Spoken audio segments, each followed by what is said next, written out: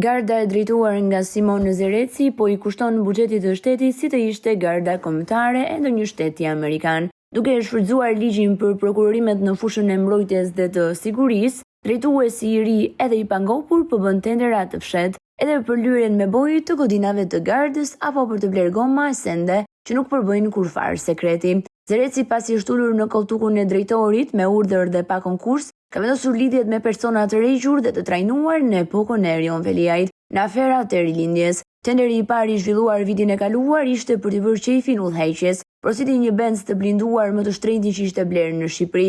Tenderi sekret 600 milion lekë për sigurinë e kryeministrit i shkoi oligarkut të sigurimeve Afni Ponarit. Por tenderi i bojatisjes i zhvilluar së fundmi është më Bajati. Një kontratë me fond limit 688 milion lekë pa TVSH ose 710.524 euro pa TVSH. Objekti i kontratës është penzimet për mirëmbajtjen e objekteve të rëndësisë të veçantë që ndodhen në zonën e sigurisë. Bëhet fjalë për bojatisjen dhe shërbime të tjera mirëmbajtje të godinave të gardës. Ky është një tender plotësisht fiktiv. Numri i ofertave të dorëzuara sipas dokumenteve është 2, por njëra pas ka qenë e parregullt. Siç mësojmë, tenderi ka nisur më 24 dhjetor 2025. Vlerësimi është bërë në shkurt 2026, kur kontrata është njoftuar më 18 maj 2026. Në fazën e parakualifikimit, përveç Gentian Horjetit ka marrë pjesë dhe firma Ina SHBK. Kjo fundit rezulton të mos ketë dorëzuar dokumenta, por thjesht pjesëmarrëse sa për plotësim numri. Nga ana tjetër, pse duhet të aplikohen rregullat e prokurorimit në fushën e sigurisë dhe mbrojtjes për tenderin e bojatisjes?